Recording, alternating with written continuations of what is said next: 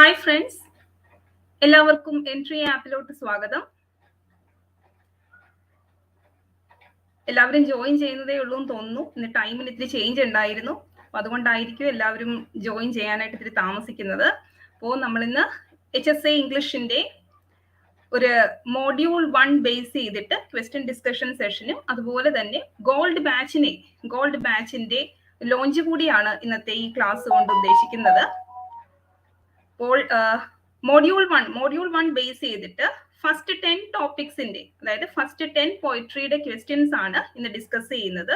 Jaseena, good evening.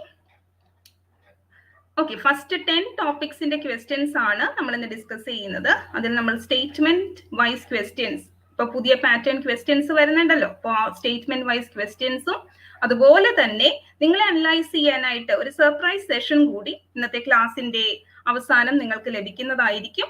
Jitha, good evening. അപ്പോൾ എല്ലാവരും join ചെയ്തുകൊണ്ടിരിക്കുന്നു. Ragna, Veena, good evening. Okay, Shahida. Okay, അപ്പോൾ നമുക്ക് നമ്മുടെ ഗോൾഡ് മാച്ചിനെ കുറിച്ച് ഒന്ന് അറിയാം. എന്നിട്ട് അപ്പോൾ എല്ലാവരും ജോയിൻ ചെയ്യും. അത് കഴിയുമ്പോഴത്തേക്കും നമുക്ക് ക്ലാസ്സിലോട്ട് നമ്മളുടെ മോഡ്യൂൾ വൈസ് ഡിസ്കഷനിലോട്ട് കടക്കാം. Anjali, Reshma, Sudheesh. Okay, good evening.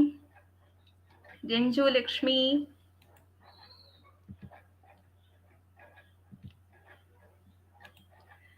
Okay, നമ്മളുടെ HSA ഇംഗ്ലീഷിന്റെ എക്സാം സ്പെഷ്യൽ, അതായത് ഇന്ന് April 3 ആണ്.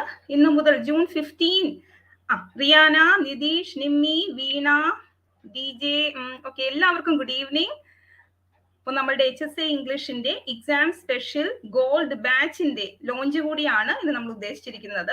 അപ്പോൾ ഈ ഒരു ബാച്ചിനെ കുറിച്ച് കുറച്ച് ഇൻഫർമേഷൻ നിങ്ങളുമായിട്ട് ഷെയർ ചെയ്യണം എന്ന് വിചാരിച്ചു.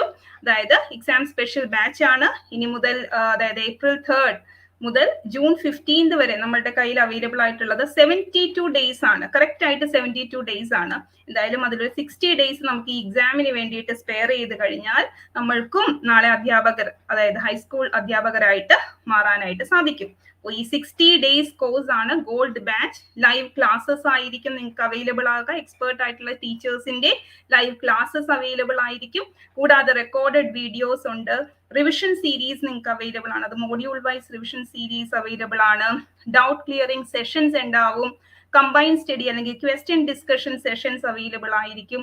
Mock test, module wise test, Telegram, WhatsApp group, PDF notes നിങ്ങൾക്ക് കിട്ടുന്നതായിരിക്കും. അങ്ങനെയുള്ള ഒരു ഫുൾ പാക്കേജ് ആണ് ഈ എക്സാം സ്പെഷ്യൽ ഗോൾഡ് ബാച്ച് കൊണ്ട് ഉദ്ദേശിക്കുന്നത്. അപ്പോൾ ഈ ഒരു 60 ഡേയ്സ് നിങ്ങൾ മാറ്റിവെച്ച് കഴിഞ്ഞാൽ, എല്ലാവർക്കും ഗുഡ് ഈവനിങ്. അപ്പോൾ ഈ ഒരു 60 ഡേയ്സ് നിങ്ങൾ മാറ്റിവെച്ച് കഴിഞ്ഞാൽ ഒരുപക്ഷെ നിങ്ങളുടെ ജീവിതത്തിലെ തന്നെ ഒരു വഴിത്തിരിവായിട്ട് അത് മാറിയേക്കാം. അത് മനസ്സിലാക്കുക. ഇന്നത്തെ സെഷൻ നിങ്ങൾക്ക് സ്വയം വിലയിരുത്താനുള്ള ഒരു സെഷനാണ്. അതായത് ആദ്യം നമ്മൾ ഡീൽ ചെയ്യുന്നത് സ്റ്റേറ്റ്മെന്റ് വൈസ് ക്വസ്റ്റ്യൻസ് ആണ്. അതായത് ഹയർ ലെവൽ ക്വസ്റ്റ്യൻസ് ആണ് നമ്മൾ ഡീൽ ചെയ്യുന്നത്. ഇപ്പോൾ PSCയുടെ ഒരു ട്രെൻഡ് അതാണല്ലോ. അപ്പൊ ആ ഒരു രീതിയിലുള്ള ക്വസ്റ്റ്യൻസ് ആണ് നമ്മൾ ഡിസ്കസ് ചെയ്യുക. അത് വെച്ചിട്ട് നിങ്ങൾ ഹയർ ലെവൽ ക്വസ്റ്റ്യൻസ് ഡീൽ ചെയ്യാനായിട്ട് നിങ്ങൾ പഠിച്ചിരിക്കുന്ന, നിങ്ങൾ എത്രത്തോളം എത്തിയിട്ടുണ്ട്, നിങ്ങൾക്ക് അത് അറ്റൻഡ് ചെയ്യാൻ സാധിക്കുന്നുണ്ടോ എന്ന് നിങ്ങൾക്ക് ചെക്ക് ചെയ്യാം.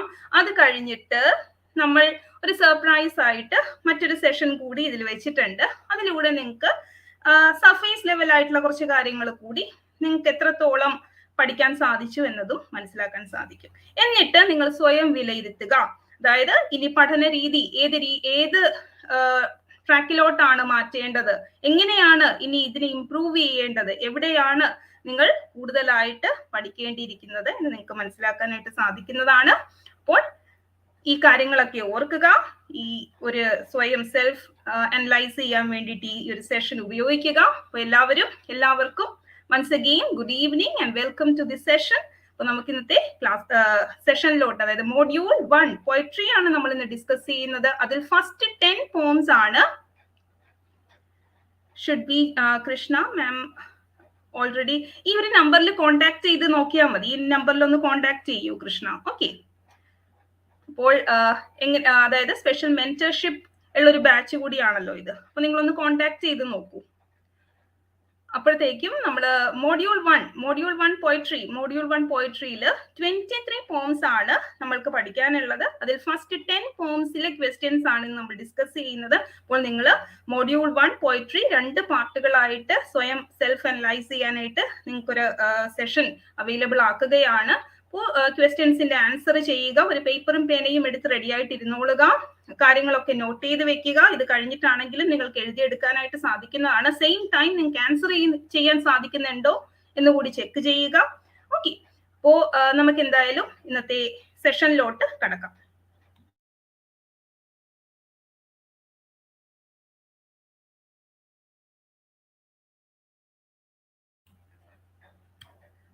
ഓക്കെ, ഇന്നത്തെ ഫസ്റ്റ് ക്വസ്റ്റ്യൻ ശ്രദ്ധിക്കുക. Which of the following statement is false based on Sonnet 121? William ഷേക്സ്പിയറിന്റെ സോണറ്റ് 121 ബേസ് ചെയ്തിട്ട് ഒരു ക്വസ്റ്റ്യൻ ആണ് ആദ്യം കൊടുത്തിരിക്കുന്നത്. നമ്മൾ നേരത്തെയും മോഡ്യൂൾ 1 ഡിസ്കസ് ചെയ്തിട്ടുണ്ട്. അപ്പോൾ കുറെ ക്വസ്റ്റ്യൻസ് ഈ ഒരു ഏരിയയിൽ നിന്ന് നിങ്ങൾക്ക് കിട്ടിയിട്ടുണ്ടാകും. അപ്പൊ ഈ ഒരു ചോദ്യം ശ്രദ്ധിക്കുക. ഇതിൽ നിന്നും ഇതൊരു ചോദ്യം മാത്രമല്ല, ഈ സ്റ്റേറ്റ്മെന്റുകൾ നിങ്ങൾക്ക് പഠിച്ചെടുക്കാൻ കൂടി ഒരു അവസരം കൂടിയാണ്. അതായത് നിങ്ങൾ സ്പെൻഡ് ചെയ്യുന്നത് 15 മിനിറ്റ്സ് ആണെങ്കിൽ 15 പോയിന്റ്സ് നിങ്ങൾ പഠിച്ചെടുക്കുന്നു. അതുകൂടിയാണ് ഈ ഒരു സെഷന്റെ മെയിൻ ആയിട്ടുള്ള. സ്ക്രീൻ ക്ലിയർ അല്ല? ക്വസ്റ്റ്യൻസ് ക്ലിയർ അല്ല? Athira?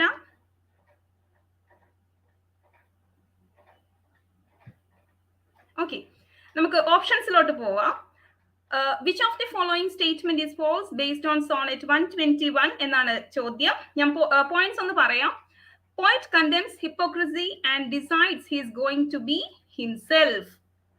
I am that I am is a biblical affirmation of self-knowledge and humility. I am that I am ഒരു biblical affirmation ആണല്ലേ ഈ ഒരു വർക്കിൽ കൊടുത്തിരിക്കുന്നത്.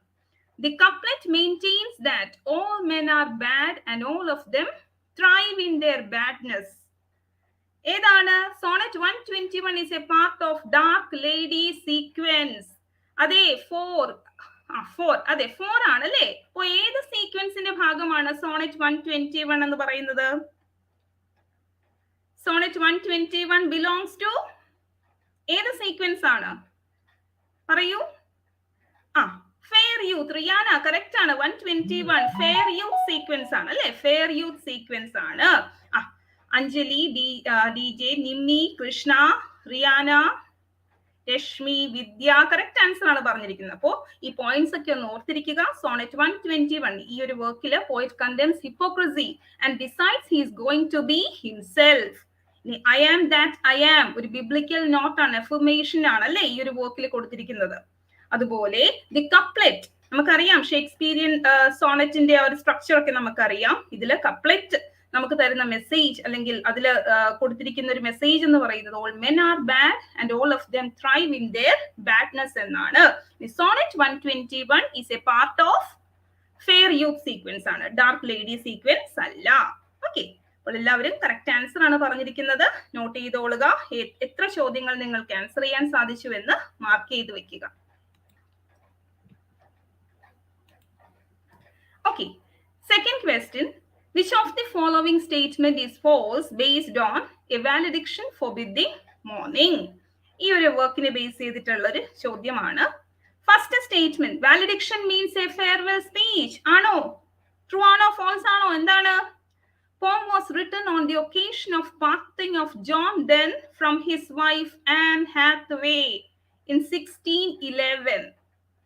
The poet argues genuine love transcends physical distance. The poet compares the soul of himself and his lover to the two legs of a compass. The poet stresses that his refined conception of love is different from that of dull sublunary lovers.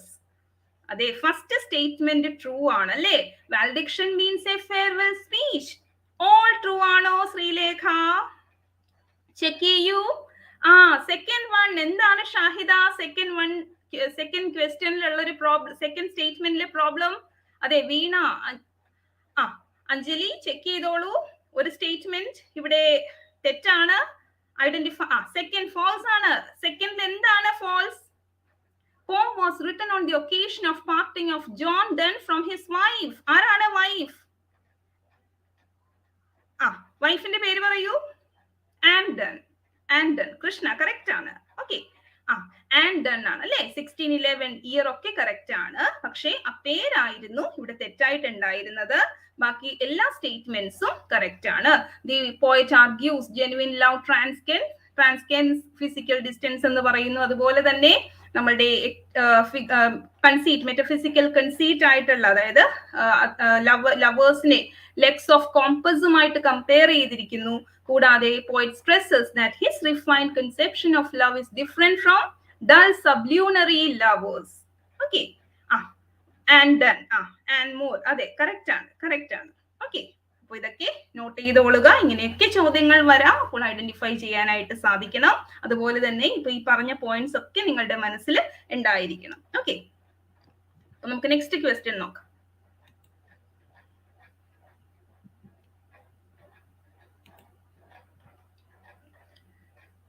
Which of the following statement is false based on his blindness?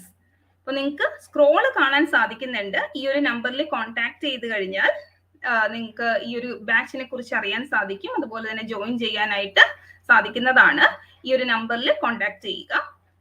Which of the following statement is false based on his blindness? The poet has become deaf. The poet has become deaf.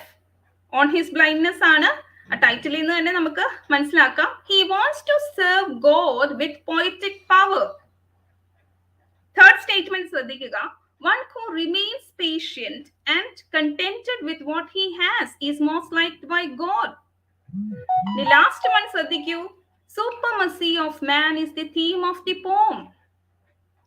Anjali 1 and 4 പറയുന്നു. ബാക്കിയുള്ളവർ എന്താണ് പറയുന്നത്? രശ്മി 1, 4. അതെ, അപ്പോൾ ഇപ്പൊ ഒരു കാര്യം മനസ്സിലായി. ലാസ്റ്റ് വണ്ണിൽ ഒരു കൺഫ്യൂഷൻ, ഫോർത്ത് വണ്ണിൽ എല്ലാവർക്കും ഒരു കൺഫ്യൂഷൻ ഉണ്ട്. ഫസ്റ്റ് സ്റ്റേറ്റ്മെന്റ് എല്ലാവർക്കും ഐഡന്റിഫൈ ചെയ്യാൻ സാധിക്കും. ഓൺ ഹിസ് ബ്ലൈൻഡ്നെസ് എന്ന് തന്നെയാണ് ടൈറ്റിൽ തന്നെ. അപ്പോ the poet has become blind ആയിരിക്കണമല്ലോ. ബ്ലൈൻഡ് ആണ് ആൻസർ ആയിട്ട് വരുന്നത്. ഡെഫ് എന്നാണ് ഇവിടെ കൊടുത്തിരിക്കുന്നത്. അപ്പൊ ഫസ്റ്റ് സ്റ്റേറ്റ്മെന്റ് തെറ്റാണ്. He wants to serve God with poetic power. Correct ആണ് ആ statement. When I consider how my light is spent, he became blind. അതെ കറക്റ്റ് ആണ് റിയാന. ജ്യോതി 1 and 4 തന്നെയാണ്. അപ്പോൾ ആൻസർ പറയണം. സൂപ്പർമെസി ഓഫ് മാൻ അല്ലെങ്കിൽ പിന്നെ എന്താണ് തീം ഓഫ് ദി പോം എന്ന് കൂടി കമന്റ് ചെയ്യൂ. സൂപ്പർമെസി ഓഫ് ഗോഡ്. ജിത കറക്റ്റ് ആണ്. സൂപ്പർമെസി ഓഫ് ഗോഡ്. റിയാന കറക്റ്റ് ആണ് പറഞ്ഞിരിക്കുന്നത്. Okay, one who remains patient and contented with what he has is most liked by God. അതുപോലെ സൂപ്പർമെസി ഓഫ് ഗോഡ് ആണ് തീം ഓഫ് ദി പോം. ഏത് പോമിന്റെ തീം ആണ്? On his blindness. ആരാണ് എഴുതിയിരിക്കുന്നത്? ആരുടെ വർക്ക് ആണ് ഓൺ ഹിസ് ബ്ലൈൻഡ്നെസ്? കമന്റ് ചെയ്യൂ. First supremacy of God. Athulya, Saniya, Raseena, Geethu, Sreelekha, Bhavya, Arya, Archana. അതെ മിൽട്ടൺ. അതെ, ജോൺ മിൽട്ടന്റെ വർക്ക് ആണ്. ഓക്കെ, അപ്പൊ ഈ പോയിന്റ്സ് ഒക്കെ ഇനി മറക്കില്ലല്ലോ. The poet has become blind ആണ് അല്ലെ. ബ്ലൈൻഡ് ആണ്. And he wants to serve God with poetic power. ഗോഡിനെയാണ് serve ചെയ്യാൻ ആഗ്രഹിക്കുന്നത് വിത്ത് പോയറ്റിക് പവർ. അതുപോലെ ബാക്കി രണ്ട് സ്റ്റേറ്റ്മെന്റ്സും ഓർത്തിരിക്കുക. സൂപ്പർമെസി ഓഫ് ഗോഡ് ആണ് തീം ഓഫ് ദി പോം ആയിട്ട് വരുന്നത്. ഓക്കെ, അപ്പൊ നമുക്ക് നെക്സ്റ്റ് ക്വസ്റ്റ്യൻ നോക്കാം.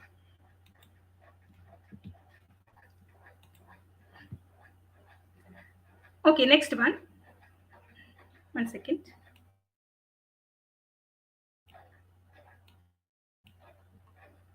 Which of the following statements are false based on elegy written in a country churchyard? Okay, first statement nokka. The general title of the poem was Stanzas Written in a Country Churchyard. Adupole second statement ശ്രദ്ധിക്കുക. correct ആണ് സപ്ന. മുനി അതെ എജു corner. Stanzas written in a country churchyard. Horace Walpole popularized the poem. Horace Walpole popularized elegy written in a country churchyard. The phrase inevitable hours refers to hour of happiness. 3 and 4. Elegy has 23 stanzas. 3 and 4 നാണ് പ്രശ്നം. അങ്ങനെയെങ്കിൽ inevitable hour refers to what? എന്താണ്? അതെ, elegy 23 അല്ല, Riyana answer പറഞ്ഞിട്ടുണ്ട്. Ragna inevitable hours time of death. അതെ, the hour of death, hour of death ആണ് inevitable hours എന്ന് Thomas Gray elegy written in a country church യാർഡിൽ പറഞ്ഞിരിക്കുന്നത് അവർ ഓഫ് ഡെത്ത് ആണ്. എലിജി ഹാസ് 23 അല്ല 32 സ്റ്റാൻസാസ് ആണ്. 32 സ്റ്റാൻസാസ്, അതുകൂടി ഓർത്തിരിക്കുക. ഇവിടെ 3 and 4 സ്റ്റേറ്റ്മെന്റ്, ഈ രണ്ട് സ്റ്റേറ്റ്മെന്റ്സും ആണ് തെറ്റായിട്ടുള്ളത്. ഹൊറേസ് വാൾപോൾ ആണ് ഈ ഒരു പോം പോപ്പുലറൈസ് ചെയ്യുന്നത് എന്ന് നമുക്കറിയാം. അതുപോലെ ഇതിന്റെ ടൈറ്റിൽ, ആദ്യം Jinal title stanzas written in a country church yard ആയിരുന്നു എന്ന രീതിയിൽ കൂടി ഓർത്തിരിക്കുക. ഓക്കെ, രാഗ്ന, ദിവ്യ, സാനിയ കറക്റ്റ് ആണ്. തുല്യ 32. അപ്പൊ ഇങ്ങനെയൊക്കെ 23 എന്ന് വരുമ്പോൾ പെട്ടെന്ന് നമ്മൾ കൺഫ്യൂസ് ആകും. 32 ആയിരുന്നോ 23 ആയിരുന്നോ എന്ന് നമുക്കൊരു കൺഫ്യൂഷൻ വരാം. അതുകൊണ്ട് തന്നെ ഇനി മനസ്സിൽ കുറിച്ചിട്ടോളുക 23 സ്റ്റാൻസാസ് അല്ലേ. 20 കറക്റ്റ് ആണ് റസീന. അതെ, 23 സ്റ്റാൻസാസ്. 29 എന്നാണ് റസീന പറയുന്നത്. 23, അതെ സോറി 23 അല്ല 32 സ്റ്റാൻസാസ്. റസീന കറക്റ്റ് ആണ്. 29 + 3 സ്റ്റാൻസ എപ്പിറ്റാഫ് ആയിട്ട് അല്ലേ, കറക്റ്റ് ആണ്. അപ്പൊ എല്ലാവരും നോട്ട് ചെയ്തോളുക. ഈ പോയിന്റ്സ് ഒക്കെ മനസ്സിലുണ്ടാകണം. അതെ 32, അതെ സ്ലിപ്പ് വന്നതാണ് 32. ഞാൻ 23 എന്നാണല്ലോ ഇവിടെ കൊടുത്തിരിക്കുന്നത്. ഓക്കെ, കൃഷ്ണ കറക്റ്റ് ആണ് കേട്ടോ. സജീറ. ഓക്കെ, അപ്പൊ നമുക്ക് നെക്സ്റ്റ് ക്വസ്റ്റ്യൻ നോക്കാം.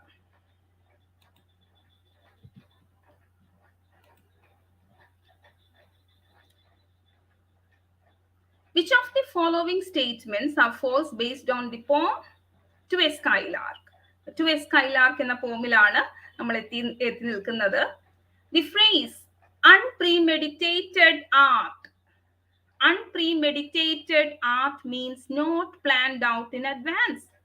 Not planned out in advance. അതുപോലെ vernal എന്ന word in the poem refers to autumn season. Vernal in the poem refers to autumn season. Shelley viewed skylark as a spirit. Those heavy winged thieves എന്ന് വിശേഷിപ്പിച്ചിരിക്കുന്നത് ആരെയാണ്? റെയിനെയാണ് എന്ന് പറയുന്നു. 2 and 4. അതെ, vernal in the poem refers to which season? Which season? ഏത് season ആണ്? ഇവിടെ ഓട്ടം എന്നാണ് കൊടുത്തിരിക്കുന്നത്. കറക്റ്റ് ഉത്തരം കമന്റ് ചെയ്യൂ.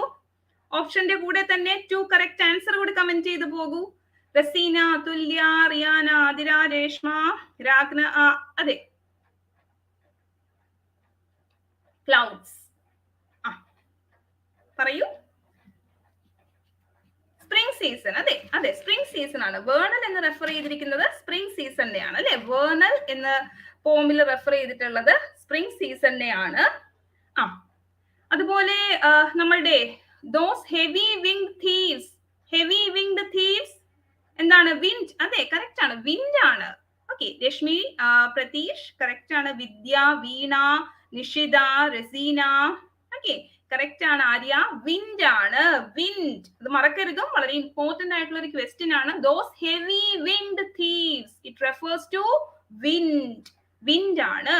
അതുപോലെ വേർണൽ എന്ന് പറയുന്നത് സ്പ്രിംഗ് സീസണിനെയാണ് റെഫർ ചെയ്യുന്നത്. ഓക്കെ, പിന്നെ Shelley viewed skylark as a spirit നമുക്കറിയാം. അതുപോലെ അൺപ്രീമെഡിറ്റേറ്റഡ് ആർട്ട്, അത് not planned out in advance എന്നാണ് അതിന്റെ മീനിങ് വരുന്നത്.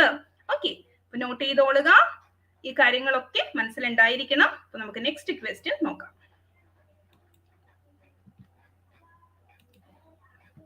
Which of the following statements are false based on Dover Beach? Dover Beach. Okay, Dover Beach ne base ചെയ്തിട്ടുള്ള ചോദ്യമാണ്. Names of countries England and France are mentioned in the poem. അതായത് England and ഫ്രാൻസിനെ mention ചെയ്തിട്ടുണ്ട് എന്നാണ്. ഈ രണ്ട് കൺട്രീസിന്റെ name mention ചെയ്തിട്ടുണ്ട് എന്ന് പറയുന്നു. The poet sees France on the other side of English Channel. The poet sees France on the other side of English Channel, and here poet compares the world to a desert. So various, so beautiful, so new. It's an example of anaphora. ഏതാണ്? The poet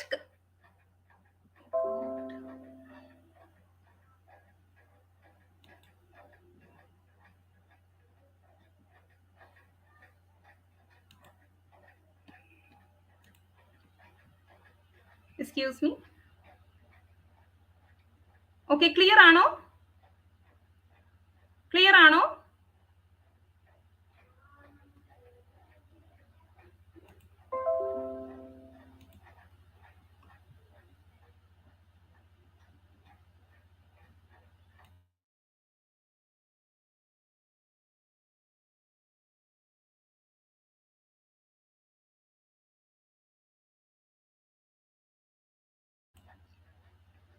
Okay, clear ആണല്ലേ? Okay, thank you. Once again ഞാൻ repeat ചെയ്യാം. The poet sees France on the other side of English Channel. The poet compares the world to a desert. അതെ, എന്തുമായിട്ടാണ് compare ചെയ്യുന്നത്? ഇപ്പൊ clear ആണോ? Clear ആണോ? Okay. Poet compares the world to a desert. എന്തുമായിട്ടാണ് compare ചെയ്തിരിക്കുന്നത്? വേൾഡിനെ എന്തുമായിട്ടാണ് compare ചെയ്തിരിക്കുന്നത്? Dover beach. മാത്യു അർണോൾഡ് എന്തുമായിട്ട് കമ്പയർ ചെയ്യുന്നു? So various, so beautiful, so new is an example of anaphora. Correct ആണോ? അതെ. Battlefield. Battlefield. അതെ പറയൂ. correct. Darkling plain. അതെ ജിത്ത correct ആണ്. Okay. Third statement ആണ് ഇവിടെ തെറ്റായിട്ട് വന്നിട്ടുള്ളത്. The poet compares the world to a darkling plain. Darkling plainുമായിട്ടാണ് കമ്പയർ ചെയ്തിരിക്കുന്നത്. So various, so beautiful, so new. It's an example of anaphora. Correct ആണ്. Okay. അപ്പോൾ ഇംഗ്ലണ്ട് ആൻഡ് ഫ്രാൻസ് ഈ രണ്ട് കൺട്രീസിന്റെയും പേര് നമ്മുടെ ഡവോ ബീച്ചിൽ മെൻഷൻ ചെയ്യുന്നുണ്ട്. ആതിര ഫ്രഞ്ച് കോസ്റ്റ് എന്ന രീതിയിൽ പറയുന്നില്ലേ? ഓക്കെ. ഇംഗ്ലണ്ട് ആൻഡ് ഫ്രാൻസ്, അതുപോലെ തന്നെ പോയിറ്റ് സീസ് France on the other side of the English channel. Okay, ഈ പോയിന്റ്സ് ഒക്കെ മനസ്സിൽ വെക്കുക. അപ്പൊ നമുക്കിനി നെക്സ്റ്റ് ക്വസ്റ്റ്യൻ നോക്കാം.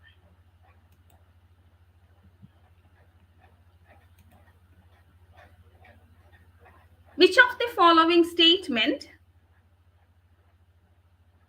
is false based on Tintern Abbey? Tintern Abbey എന്ന വർക്കിനെ ബേസ് ചെയ്ത് which of the following statement is false? Okay.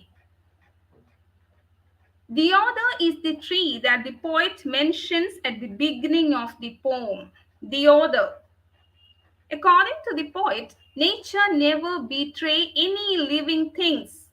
Nature never betray any living things. The poet is able to see his previous self in the voice of his sister. Opening poem in lyrical ballads is Tintern Abbey. Tintern Abbey എന്ന വർക്കാണ്.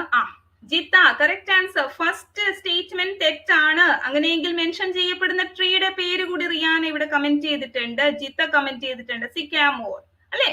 സിക്കാമോർ ആണ്. The tree that the poet mentions at the beginning of the poem. ഏത് poem ആണ്? Tintern Abbey എന്ന പോമില് ബിഗിനിങ്ങിൽ mention ചെയ്യുന്ന tree. ബിഗിനിങ്ങിൽ mention ചെയ്യുന്ന tree ഏതാണ്? സിക്കാമോർ. ദിയോഡർ അല്ല. According to poet, second statement നെ കുറിച്ച് എന്താണ് പറയാനുള്ളത്? Nature never betray any living things. എന്താണ്? ലിവിങ് തിങ്സ് ആണോ? ആരും പറഞ്ഞില്ല. സെക്കൻഡ് സ്റ്റേറ്റ്മെന്റ് കമന്റ് ചെയ്ത് കണ്ടില്ല. നിമ്മി കറക്റ്റ് ആണ്. ഫസ്റ്റ് സ്റ്റേറ്റ്മെന്റ് തെറ്റാണ്. അതിന്റെ ആൻസർ നമ്മളിപ്പോ പറഞ്ഞു. സിക്കാമോർ എന്ന് എല്ലാവരും പറഞ്ഞു. അതുല്യ. സെക്കൻഡ് സ്റ്റേറ്റ്മെന്റ് കറക്റ്റ് ആണോ? According to poet, nature never betray any living things ആണോ അതോ മറ്റെന്തെങ്കിലും ആണോ? റസീന നോ എന്ന് പറയുന്നു. ഈ സ്റ്റേറ്റ്മെന്റിനെ ബേസ് ചെയ്താണോ?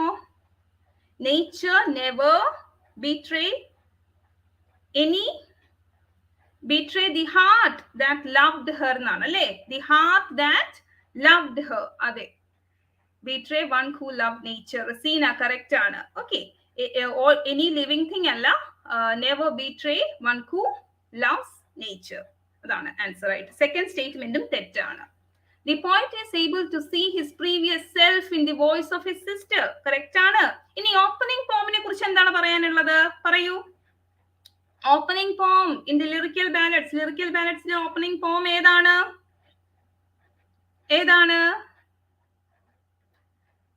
പറയൂ. അതെ, സൈഫിൻസ, ഇഷാൻ, കറക്റ്റ് ആണ്. 1 and 4 1 and 4 മാത്രമല്ല, 1, 2, 3 മാത്രമാണ് ഇവിടെ കറക്റ്റ് ആയിട്ട് വന്നിട്ടുള്ളത്. ടിൻറ്റൺ ആബി ലാസ്റ്റ് ആണ്. അതെ അതെ, ടിൻറ്റൺ ആബി ലാസ്റ്റ് ആണ്. അതുപോലെ തന്നെ ഓപ്പണിംഗ് ഏതാണെന്ന് കൂടി പറയൂ. Rime of the ancient mariner. അതെ, rime of the ancient mariner ആണ് ഫസ്റ്റ് വർക്ക് അല്ലെ. അതുകൂടി ഓർത്തിരിക്കണം, നമുക്ക് ക്രിറ്റിസിസത്തിൽ പഠിക്കാനുള്ളതാണല്ലോ. Preface to lyrical ballads. Okay, അപ്പോ ഓർത്തിരിക്കുക. ഷാഹിദ, അശ്വതി കറക്റ്റ് ആണ്. ലാസ്റ്റ് പോം ആണ് ടിൻറ്റേൺ ആബി. ലാസ്റ്റ് പോം ആണ് ടിൻറ്റേൺ ആബി. നോട്ട് ചെയ്തോളൂ. അപ്പോ മെൻഷൻ ചെയ്യുന്ന ട്രീയുടെ പേര് പഠിച്ചു. അതുപോലെ nature never betray the heart that loved her, അങ്ങനെയാണ് പോയിറ്റ് പറയുന്നത് എന്ന് കണ്ടു. അതുപോലെ poet is able to see his previous self in the voice of his sister.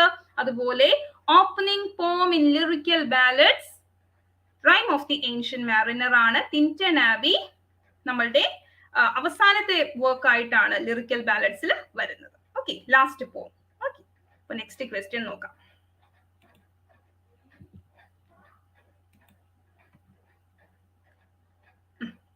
Which of the following statement is false based on Ulysses? യുലിസസിനെ base ചെയ്ത് ഇവിടെ false statement ഏതാണ് എന്നാണ് ചോദ്യം. Ulysses proclaims that he cannot rest from travel. Restless and bored with Ithaca, Ulysses turns his throne over to his son Acunas. Ulysses stresses that it is better to die trying to reclaim one's youthful bravery. Ulysses stresses that it is better to die trying to reclaim one's youthful bravery. Ulysses declares that his goal is to sail beyond the sunset, to sail beyond the sunset. Second one, അതെ, second one പെട്ടെന്ന് identify ചെയ്തു അല്ലേ. അപ്പൊ എന്താണ് സണ്ണിന്റെ പേര്? First one correct ആണ്. Ulysses proclaims that he cannot rest from travel. Second one, Telemachus, son Telemachus അല്ലേ. Telemachus എല്ലാവർക്കും അറിയാവുന്നതാണ്. Ulysses stresses that it is better to die trying to reclaim one's youthful bravery. 2 and 3 എന്ന് പറയുന്നു. 3 ഇല്ല, second statement ആണ് കേട്ടോ തെറ്റായിട്ടുള്ളത്. Third one correct ആണ്. Fourth sale beyond എന്നാണല്ലോ അദ്ദേഹത്തിന്റെ ഗോൾ തന്നെ അല്ലേ. ടെലിമാക്കസ്, സജീറ, നിഷിത, മധുരിമ, എല്ലാവരുടെയും പേരെടുത്ത് പറയാൻ പറ്റാത്തത് കാരണമാണ് കേട്ടോ. മധുരിമ, ഭവ്യ, ജസീന, വിദ്യ, വിസ്ത. ഓക്കെ, അപ്പോ എല്ലാവരും കറക്റ്റ് ആൻസർ ആണ് പറഞ്ഞിരിക്കുന്നത്. അപ്പൊ നമുക്ക് നെക്സ്റ്റ് ക്വസ്റ്റ്യൻ നോക്കാം.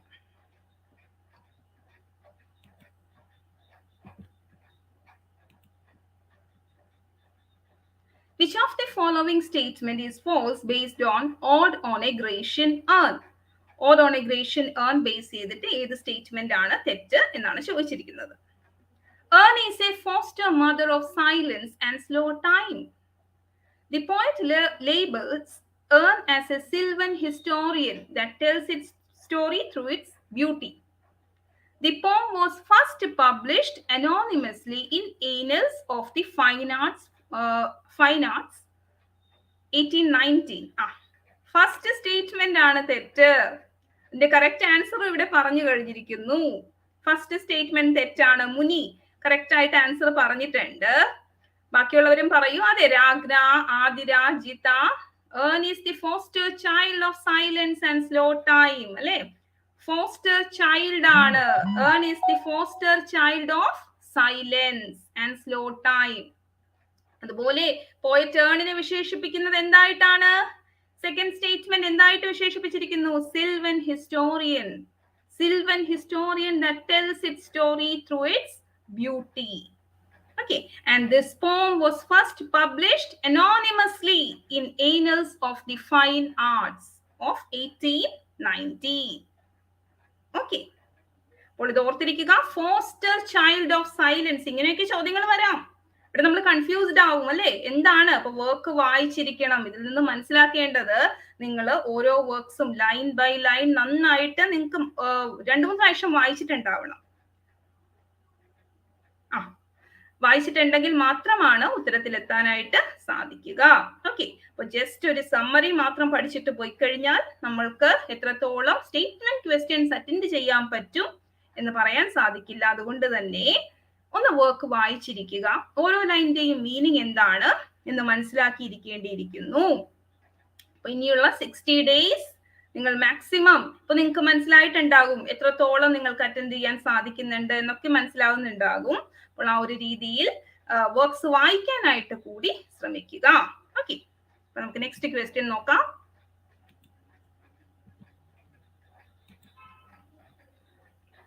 Which of the following statement is false based on My Last Duchess? Last ഡച്ചസിനെ ബേസ് ചെയ്തിട്ട് ഫോൾസ് സ്റ്റേറ്റ്മെന്റ് ഏതാണ് എന്നാണ് ചോദിച്ചിരിക്കുന്നത്. നമുക്ക് നോക്കാം. The poem is composed of 28 rhyming couplets of iambic tetrameter. Iambic tetrameter. In the first edition of dramatic lyric, the poem was merely titled Italy. Margaret Atwood wrote a short story, My Last Duchess. ഉത്തരം വന്നു. Athira answer പറയുന്നു. ബാക്കിയുള്ളവരും പറയൂ. Krishna correct ആണ്. The poem is composed of 28 rhyming couplets. 28 rhyming couplets correct ആണ്. But അത് iambic ടെട്രാമീറ്ററിലല്ല, iambic പെന്റാമീറ്ററിലാണ്. Reshma correct ആണ്. Soumya iambic പെന്റാമീറ്റർ. Iambic പെന്റാമീറ്റർ. Okay, ടെട്രാമീറ്റർ അല്ല. In the first edition of dramatic, അതായത് ഇത് ഫസ്റ്റ് അപ്പിയർ ചെയ്യുന്നത്, ഈ വർക്ക് അപ്പിയർ ചെയ്യുന്ന 1842 ഡ്രമാറ്റിക് ലിറിക്സ് എന്ന വർക്കിലാണ്. അപ്പോൾ ആ ഒരു വർക്കില് ഇതിന്റെ ടൈറ്റിൽ എന്തായിരുന്നു? ഇറ്റലി എന്നായിരുന്നു. അത് കറക്റ്റ് ആണ്. Margaret Atwood wrote a short story, My Last Duchess. Correct ആണോ? Margaret Atwood wrote a short story, My Last Duchess. അപ്പൊ My Last Duchess എന്ന ഷോർട്ട് സ്റ്റോറി എഴുതിയത് ആര് എന്ന് ചോദിച്ചു കഴിഞ്ഞാൽ നമ്മൾക്ക് ഈ ഉത്തരത്തിലെത്താൻ സാധിക്കണം. ഓക്കെ, അപ്പൊ നമ്മൾ ഇന്ന് മോഡ്യൂൾ 1 പോയട്രിയിൽ നിന്നും സ്റ്റേറ്റ്മെന്റ് ക്വസ്റ്റ്യൻസ് നിങ്ങൾ അനലൈസ് ചെയ്യാനുള്ള ഒരു സെഷൻ ആണ് എന്ന് പറഞ്ഞു. നിങ്ങൾ എത്രത്തോളം പഠിച്ചിട്ടുണ്ട്, എത്രത്തോളം ഓർത്തെടുക്കാൻ സാധിക്കുന്നുണ്ട്, സ്റ്റേറ്റ്മെന്റ് ടൈപ്പ് ക്വസ്റ്റ്യൻസ് നിങ്ങൾക്ക് എങ്ങനെ ഡീൽ ചെയ്യാൻ സാധിക്കുന്നു. ഓരോ വർക്ക്സിൽ നിന്നും ഓരോ ക്വസ്റ്റ്യൻസ് ആയിരുന്നു കൊടുത്തിട്ടുണ്ടായിരുന്നത്. അതിലൊന്ന് 2-3 പോയിന്റ്സ് നിങ്ങൾക്ക് ഈ ക്ലാസ്സിലൂടെ തന്നെ ഷെയർ ചെയ്യാനായിട്ട് സാധിച്ചു. അത് നിങ്ങളുടെ ഓർമ്മയിൽ നിന്നൊന്ന് ഒന്ന് പോളിഷ് ചെയ്തെടുക്കാനായിട്ട് സാധിച്ചു. ഓക്കെ, അപ്പോൾ ഇവിടെ നിങ്ങൾക്ക് വെബിനാർ, അതായത് എക്സാം സ്പെഷ്യൽ ബാച്ചിന് വേണ്ടിയിട്ട്, അതായത് സ്പെഷ്യൽ മെന്റർഷിപ്പോട് കൂടിയുള്ള ബാച്ചിന് വേണ്ടിയിട്ട് നിങ്ങൾക്ക് ഈ ഒരു നമ്പറിൽ കോൺടാക്ട് ചെയ്ത് കഴിഞ്ഞാൽ ഇതിനെക്കുറിച്ചുള്ള ഇൻഫർമേഷൻ ലഭിക്കുന്നതാണ്. ഈ സ്ക്രോളിൽ കാണുന്ന നമ്പറിൽ നിങ്ങൾ കോൺടാക്ട് ചെയ്യുക. അപ്പോൾ നമ്മൾ statement wise questions, Margaret Atwood, അപ്പൊ എല്ലാവരും ഒന്ന് മാർക്ക് പറഞ്ഞോളൂ. Riyana virtual hug. Okay, made my day Riyana. 9 out of 10. എല്ലാവരും ഒന്ന് പറയൂ. എന്നിട്ട് നമുക്ക് നെക്സ്റ്റ് സെഷൻ ഒരു സർപ്രൈസ് സെഷൻ, ഇത് ഹയർ ലെവൽ ക്വസ്റ്റ്യൻസ് ആയിരുന്നു. ഇനി നെക്സ്റ്റ് സെഷൻ നിങ്ങൾക്ക് വെയിറ്റിംഗ് ആണ്. ഇപ്പോൾ തന്നെ നമ്മൾ സ്റ്റാർട്ട് ചെയ്യും. 9. ഓക്കെ, 9. അപ്പോൾ എല്ലാവർക്കും ഓൾമോസ്റ്റ് എല്ലാവരും നന്നായിട്ട് പഠിച്ചിട്ടുണ്ട്. ബാക്കിയുള്ളവരും കമന്റ് ചെയ്യൂ. കുറഞ്ഞു പോയാലും കുഴപ്പമൊന്നുമില്ല. നിങ്ങൾ ഇനിയും ടൈം ഉണ്ട്. 72 ഡേയ്സ് നമ്മൾക്ക് മുന്നിലുണ്ട്. ഇനിയും ഇംപ്രൂവ് ചെയ്യാം. 8 out of 10. Vidya, Shahida 9. Very good Shahida. Muni 7. Fathima 9. Okay, Athulya thank you. Okay, അപ്പൊ കമന്റ് ചെയ്യൂ, മാർക്സ് കമന്റ് ചെയ്യൂ. അപ്പൊ ഇത് ഞാൻ നെക്സ്റ്റ് ഒരു സെഷൻ എന്ന് പറയുന്നത്, ഇപ്പൊ നിങ്ങൾ ഹയർ ലെവലില് 8, 10. Shaheer 10 on 10. Very nice. Okay, അപ്പോ എല്ലാവരും നന്നായിട്ട് പഠിച്ചിട്ടുണ്ട് എന്നതാണ് മനസ്സിലാക്കാൻ സാധിക്കുന്നത്. അങ്ങനെയെങ്കിൽ ഈ റാപ്പിഡ് ഫയർ എന്ന് പറയുന്ന നെക്സ്റ്റ് സെഷൻ വീണ 7 ഇംപ്രൂവ് ചെയ്യാം, കുഴപ്പമില്ല. ഓക്കെ, ഇനി അതായത് നമുക്ക് എക്സാമിന് സർഫേസ് ലെവൽ ക്വസ്റ്റ്യൻസും ഉണ്ടാകും, ഹയർ ലെവൽ ക്വസ്റ്റ്യൻസും ഉണ്ടാകും. ഓക്കെ, അതായത് ആവറേജ് ഒരു കുട്ടികളെ ബേസ് ചെയ്തിട്ടുള്ള ക്വസ്റ്റ്യൻസും നമുക്ക് വേണ്ടി വരും. നമ്മൾ സ്റ്റേറ്റ്മെന്റ് ക്വസ്റ്റ്യൻസ് ചില എക്സാമിനൊക്കെ വന്നിട്ടുണ്ടായിരുന്നു. ഓക്കെ ശ്രീദർശ്, അപ്പോ നമ്മൾ ചെയ്യേണ്ടത് ഇനി സർഫേസ് ലെവലിൽ നിങ്ങൾക്ക് എത്രത്തോളം ആൻസർ ചെയ്യാൻ സാധിച്ചു. ഈ സർഫേസ് ലെവൽ ആൻസർ ചെയ്യുമ്പോൾ നിങ്ങൾക്ക് ഞാൻ ഓപ്ഷൻസ് പ്രൊവൈഡ് ചെയ്യുന്നില്ല. എത്രത്തോളം ഫാസ്റ്റ് ആയിട്ട് നിങ്ങൾക്ക് ആൻസർ ചെയ്യാൻ സാധിക്കുമെന്ന് സ്വയം അനലൈസ് ചെയ്യൂ. ഈ ക്വസ്റ്റ്യൻസിനൊക്കെ ആൻസർ പെട്ടെന്ന് കമന്റ് ചെയ്യണം കേട്ടോ. ഓക്കെ, അപ്പൊ നമുക്ക് റാപ്പിഡ് സെഷനിലോട്ട് അല്ലെങ്കിൽ റാപ്പിഡ് ഫയറിലോട്ട് പോവാം. എന്ത് പറയുന്നു? റാപ്പിഡ് ഫയർ പറയൂ. അപ്പോൾ നമ്മുടെ സ്റ്റേറ്റ്മെന്റ്, അതായത് ഹയർ ലെവലും സർഫേസ് ലെവലും ആണ് നമ്മുടെ എയിം എന്ന് പറയുന്നത്. അപ്പൊ നമുക്ക് റാപ്പിഡ് ഫയറിലോട്ട് പോവാം. ഓക്കെ, ഇപ്പൊ നമ്മുടെ റാപ്പിഡ് ഫയർ സെഷൻ ആണ് നിങ്ങൾക്ക് കാണാൻ സാധിക്കുന്നത്. ഈ റാപ്പിഡ് ഫയറിൽ 25 ക്വസ്റ്റ്യൻസ് ആണ് നിങ്ങളുടെ മുമ്പിൽ വരിക. ഏറ്റവും ഫാസ്റ്റ് ആയിട്ട് ആരാണ് ആദ്യം ഉത്തരം പറയുന്നതെന്ന് നോക്കട്ടെ. ഫാസ്റ്റ് ആയിട്ട് വിത്തൗട്ട് ഓപ്ഷൻ നിങ്ങളെ അനലൈസ് ചെയ്യാനായിട്ട് സർഫേസ് ലെവൽ ചോദ്യങ്ങളാണ് കൊടുത്തിട്ടുള്ളത്. വെറും സർഫേസ് ലെവൽ ആർക്കും ആൻസർ ചെയ്യാൻ പറ്റുന്ന വളരെ ആൻസേഴ്സ് വന്നു തുടങ്ങി. ഞാൻ ക്വസ്റ്റ്യൻ വായിക്കും, ആൻസർ ചെയ്തോളൂ. ഈ Shakespearean sonnet contains dash lines. Muni, Riyana, Krishna. Okay, Jaseena, Shijina. Correct answer ആണ്. 14 ലൈൻസ് ആണ് ഷേക്സ്പിയറിയൻ സോണറ്റിലുള്ളത്. വളരെ സർഫേസ് ലെവൽ ക്വസ്റ്റ്യൻ, എല്ലാവർക്കും അറിയാൻ ആൻസർ ചെയ്യാൻ സാധിക്കുന്ന ക്വസ്റ്റ്യൻ. ജിസ്ന സെക്കൻഡ് ക്വസ്റ്റ്യന് ആൻസർ പറഞ്ഞിരിക്കുന്നു. സെക്കൻഡ് ക്വസ്റ്റ്യൻ ശ്രദ്ധിക്കൂ. The use of conceits is especially is a special characteristic of what kind of poetry? Mistake ആയിരുന്നു. പറയൂ, ഏതാണ്? മെറ്റഫിസിക്കൽ. കറക്റ്റ് ആണ്. ഷാഹിദ, രശ്മി, എല്ലാവരും ഫാസ്റ്റ് ആയിട്ടാണ് പോകുന്നത്. ഞാൻ ക്വസ്റ്റ്യൻ വായിക്കുന്നതിന് മുമ്പേ അടുത്ത ക്വസ്റ്റ്യനിലോട്ട് എത്തിക്കഴിഞ്ഞിരിക്കുന്നു. They also serve wholly stand and dash. Stand and wait അല്ലെ? Stand and wait. അതുല്യ, എല്ലാവരും കറക്റ്റ് ആണ് പറയുന്നത്. സ്റ്റാൻഡ് ആൻഡ് വെയിറ്റ്, ഇത് ഏത് വർക്കിലെ വരികളാണ് എന്ന് കൂടി ഒന്ന് comment ചെയ്യാവോ? They also serve wholly stand and wait. ഏത് വർക്കിലെ വരിയാണ്? കമന്റ് ചെയ്യൂ fast. They also serve wholly stand and wait. To serve there with my maker. അതെ, മിൽട്ടന്റെ വർക്ക് ആണ്. To serve there with my maker. Maker refers to On His Blindness. Correct ആണോ? Maker refers to God. Very good. Maker refers to God. Diploma and homeward plots is very weak. Question ഈ എക്സാമിന് വന്നിരിക്കും. അത്ര important ആയിട്ടുള്ള ഒരു question ആണ്. Diploma and homeward plots is very weak. Figure of speech ഏതാണ്? പറയൂ. Figure of speech. Transferred epithet. നേരത്തെ ആൻസേഴ്സ് ഞാൻ കണ്ടിരുന്നു. ട്രാൻസ്ഫേർഡ് എപ്പിതെറ്റ് ആണ് ആൻസർ ആയിട്ട് വരുന്നത്. അപ്പോൾ ഈ ക്വസ്റ്റ്യൻസിന്റെ ആൻസേഴ്സ് ഒന്നുകൂടി ശ്രദ്ധിച്ചോളുക. ഞാൻ ഒന്നുകൂടി ആൻസർ പറയാം. A Shakespearean sonnet contains 14 lines. The use of conceit is especially a characteristic of what kind of poetry എന്നാണ് ചോദിച്ചിരിക്കുന്നത്. മെറ്റഫിസിക്കൽ പോയട്രി ആണ്. They also serve wholly stand and wait അല്ലെ? Stand and wait ആണ്. To serve there with my maker. Here maker refers to God. Plum and homeward plots is very vague. The figure of speech use ചെയ്തിരിക്കുന്നത് transferred epithet ആണ്. Okay, അപ്പോൾ ഈ 5 ചോദ്യങ്ങളും വളരെ fast ആയിട്ട് answer ചെയ്തിരിക്കുന്നു. വളരെ എന്താണ്, ആ ഒരു എനർജറ്റിക് ആയിട്ടുള്ള റെസ്പോൺസ് ആണ് കുട്ടികളിൽ നിന്നും കാണാൻ സാധിക്കുന്നത്. ഓക്കെ, അപ്പൊ നമുക്ക് നെക്സ്റ്റ് 5 ക്വസ്റ്റ്യൻസ് എന്തൊക്കെയാണ് എന്ന് നോക്കാം. ഓക്കെ,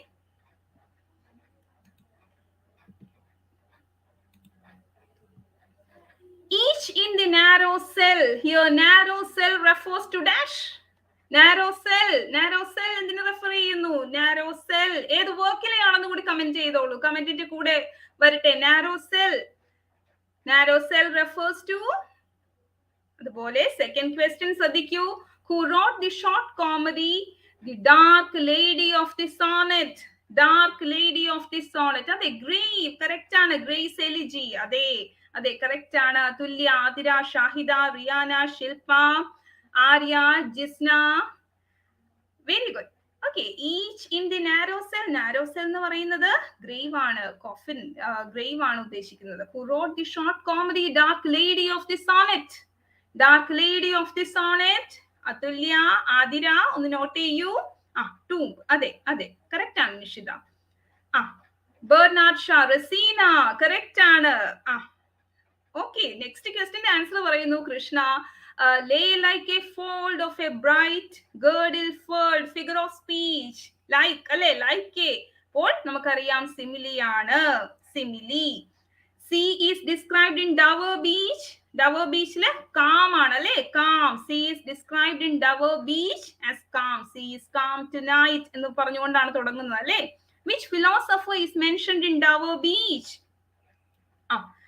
ഏത് philosopher? Which philosopher? Greek. philosopher എന്ന് കൊടുത്തിരിക്കുന്ന കാരണം ബാക്കി പേരുകൾ അതെ Sophocles. ഷാഹിദ കറക്റ്റ് ആണ്. Sophocles, റസീന പറയൂ. 9th കാം ആണ്. അതെ Suhaima, Krishna, very good. Okay, അപ്പൊ each in the narrow cell refers to tomb അല്ലെങ്കിൽ grave അല്ലെ? അതാണ് narrow cell. Short comedy dark lady of the sonnet Bernard ഷോയുടെ വർക്ക് ആണ്. നെക്സ്റ്റ് വൺ സിമിലി ആയിരുന്നു. Sea is calm. Philosopher Sophocles. Okay, ഓർത്തിരിക്കുക. Vaishnavi, Vidya, Shijina, Shaheer. 10 answer ആണ്. 10 on 10 ആണോ പറയുന്നത്? ഓക്കെ, ഇനിയും 15 ചോദ്യങ്ങൾ ബാക്കിയുണ്ട്. അപ്പോൾ നിങ്ങൾക്ക് ഫാസ്റ്റ് ആയിട്ട് ആൻസർ ചെയ്യാൻ സാധിക്കുന്നുണ്ടോ? യൂസ്ഫുൾ ആകുന്നുണ്ടോ? കമന്റ് ചെയ്യാം. നമുക്ക് നെക്സ്റ്റ് ക്വസ്റ്റ്യൻസ് കൂടി നോക്കാം.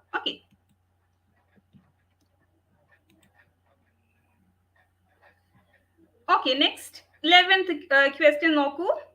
Ulysses was the king of dash. Ulysses പെട്ടെന്ന് പറയാം അല്ലെ? According to John Donne, who cannot admit absence. ഇതൊന്ന് ചിന്തിക്കേണ്ടി വരും. Krishna, thank you. According to John Donne, who cannot admit absence. അതെ, രാഗ്ന കറക്റ്റ് ആണ്. Dull sublunary lovers. Second 12th question answer correct ആണ് Ragna, very good. Date mentioned in the complete title of Tintern Abbey. Date mentioned. Correct ആണ്. ഷാഹിദ, നയന, ഭവ്യ, വൈഷ്ണവി, അനന്യ, മധുരിമ പറയൂ. Date mentioned ഏതാണ്? Date അതെ, ordinary people അങ്ങനെയും പറയാം. 1793 ഏതാണ്? പറയൂ. 1793 ടൈപ്പിംഗ് മിസ്റ്റേക്ക് ആയിരിക്കാം.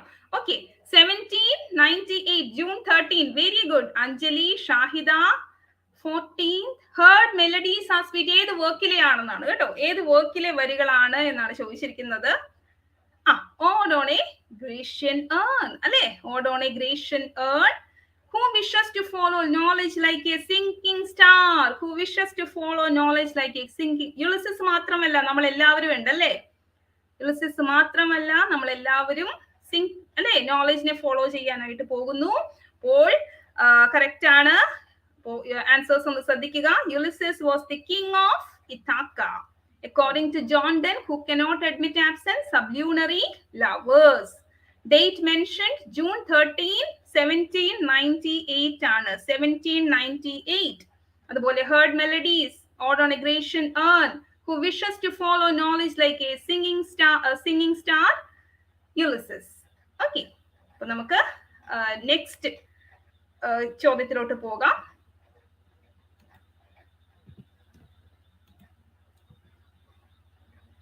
Who wrote the poem Shelley's Skylark?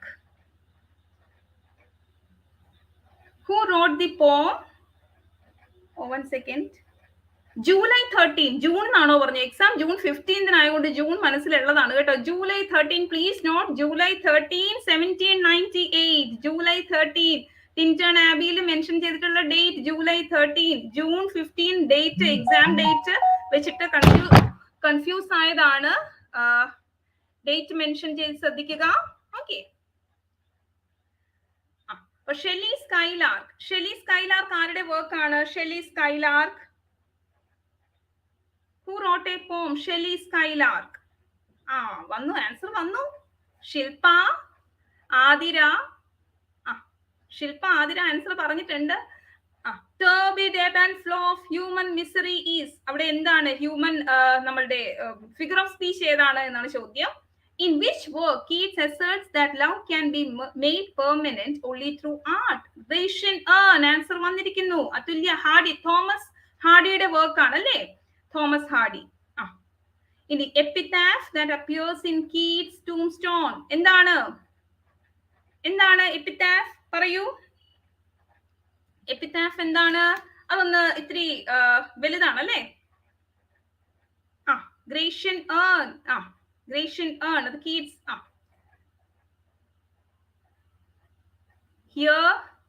Here lies a man ആണോ? Whose name? Whose name writ in water. Whose name is writ in water. അല്ലേ? Here lies the man whose name was writ in water. അതാണ് answer ആയിട്ട് വരുന്നത്. Thomas ഹാർഡിയുടെ work ആണ് Shelley's skylark. Not ചെയ്ത് വെക്കുക. ഇങ്ങനെ ചോദിക്കാം. എക്ഫ്രാസിസ് is a technique used in which work? ഏത് വർക്കിലാണ് യൂസ് ചെയ്തിട്ടുള്ളത്? ഏത് വർക്കിലാണ്? Ode on a Grecian urn. Turbid ebb and flow of human misery. അവിടെ ഫിഗർ ഓഫ് സ്പീച്ച് ഏതാണ്? ഫിഗർ ഓഫ് സ്പീച്ച് പറയൂ. ഫിഗർ ഓഫ് സ്പീച്ച് ഏതാണ് യൂസ് ചെയ്തിരിക്കുന്നത്? Turbid ebb and flow of human misery. ഏതാണ്? Metaphor അല്ലേ? Metaphor ആണ് answer. ആ question complete ആയിട്ട് വരാഞ്ഞത് കൊണ്ടാണ് ആൻസർ ചെയ്യാൻ സാധിക്കാഞ്ഞത്. മെറ്റഫർ ആണ് കേട്ടോ. In which work Keats asserts that love can be made permanent only through art. അതും നമ്മുടെ ഓഡ് തന്നെയാണ്. Ode on a Grecian urn. Epitaph എല്ലാവരും കമന്റ് ചെയ്തിട്ടുണ്ട്. അപ്പോൾ ഈ ചോദ്യങ്ങളൊക്കെ ഓർക്കുക. ഇനി നമ്മുടെ ലാസ്റ്റ് സെറ്റ് ഓഫ് ക്വസ്റ്റ്യൻസിലോട്ടാണ് നമ്മൾ കടക്കുന്നത്. അപ്പോൾ ഇപ്പോൾ എല്ലാവർക്കും മനസ്സിലായിട്ടുണ്ടാകും. സർഫേസ് ലെവലിൽ ഞാൻ നന്നായിട്ട് എനിക്ക് ആൻസർ ചെയ്യാൻ പറ്റുന്നുണ്ട്. ഹയർ ലെവലിൽ കുറച്ചുകൂടി ഇംപ്രൂവ് ചെയ്യേണ്ടിയിരിക്കുന്നു. ആ ഒരു രീതിയിൽ സ്വയം അനലൈസ് ചെയ്യാൻ സാധിച്ചു എന്നത് തന്നെയാണ്. കുറച്ച് വർക്ക്സ് എടുത്ത് ചെയ്യുമ്പോൾ കുറെ ക്വസ്റ്റ്യൻസ് നമുക്ക് ഡിസ്കസ് ചെയ്യാനായിട്ട് സാധിക്കുന്നുണ്ട് അല്ലേ? ആ ഒരു രീതിയിൽ നല്ലൊരു ഡിസ്കഷന് ഒരു സ്പേസ് കിട്ടുന്നുണ്ട്. കൂടാതെ സ്റ്റേറ്റ്മെന്റ് വൈസിലോട്ട് പോകുമ്പോൾ നമുക്ക് ഓരോ കാര്യങ്ങളും ഓരോ പോയിന്റ്സും പഠിച്ചെടുക്കാനും സാധിക്കുന്നു. കുറച്ച് സമയമാണ് സ്പെൻഡ് ചെയ്യുന്നതെങ്കിലും അതൊരു ക്വാളിറ്റി ടൈം ആയിട്ട് മാറുന്നു എന്നതാണ് ഈ ഒരു സെഷന്റെ ഒരു ഇതെന്ന് പറയുന്നത്. കുറച്ച് ക്വസ്റ്റ്യൻസ് നിങ്ങൾക്ക് പഠിക്കാൻ സാധിക്കുന്നുണ്ട്. ഓക്കെ, അപ്പോൾ നമുക്ക് നെക്സ്റ്റ് ലാസ്റ്റ് സെറ്റ് ഓഫ് ക്വസ്റ്റ്യൻസിലോട്ട് പോവാം.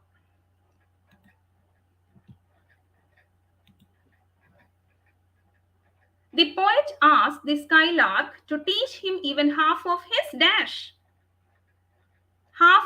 Half of his dash.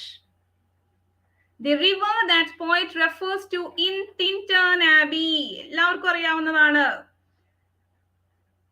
പറയൂ, കമന്റ് ചെയ്യൂ. Gladness, very good. അതെ, the poet asked the skylark to teach him even half of his gladness, happiness. അതെ, കറക്റ്റ് ആണ്. റിയാന കറക്റ്റ് ആണ്. വീണ സെക്കൻഡ് ക്വസ്റ്റ്യന്റെ ആൻസറും പറയുന്നു. The river that poet refers to in Tintern Abbey ഏതാണ്? Wye അല്ലെ? River Wye ആണ്. Sreelekha, Shilpa, Elizabeth, Nishitha. Let not ambition mock their useful toil. ഇവിടെ figure of speech ഏതാണ്? Personification. Very good Archana, Sajeevan. Personification ആണ് അല്ലേ?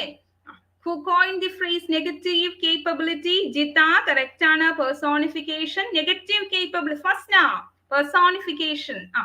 Negative capability, Keats. അതെ, Keats ആണ്. Sridarsh, Keats ആണ്. സൈഫിൻസ, കറക്റ്റ് ആണ്.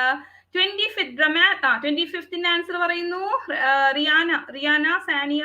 Okay, what type of poem is My Last Duchess? ഇതെല്ലാവർക്കും അറിയാവുന്നതാണ്. വളരെ സിമ്പിൾ ക്വസ്റ്റ്യൻ. ഡ്രമാറ്റിക് മോണലോഗ് ആണ്. ഓക്കെ, അപ്പോൾ poet asked the skylark to teach him even half of his gladness. The river that poet refers to in Tintern Abbey എന്ന് പറയുന്നത് why? River why? Let not ambition mock their useful toil. Figure of speech, personification ആണ്. Who coined the phrase negative capability? John Keats.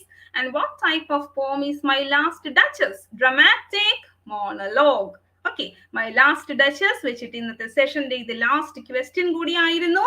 അപ്പോൾ നിങ്ങൾക്ക് എത്രത്തോളം ഒരു statement questions നിങ്ങൾക്ക് attend ചെയ്യാൻ സാധിച്ചു? അതുപോലെ തന്നെ ഈ സെഷൻ 25 ആണെന്നാണ് ഞാൻ വിചാരിക്കുന്നത്. എല്ലാവർക്കും 25 ആണോ?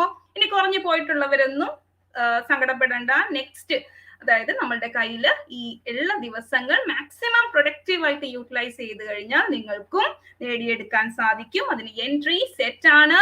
എല്ലാ ടീച്ചേഴ്സും നിങ്ങൾക്ക് മാക്സിമം സപ്പോർട്ട് പ്രൊവൈഡ് ചെയ്യാൻ ഈ 60 days കൊണ്ട് maximum thank you Riyana, thank you.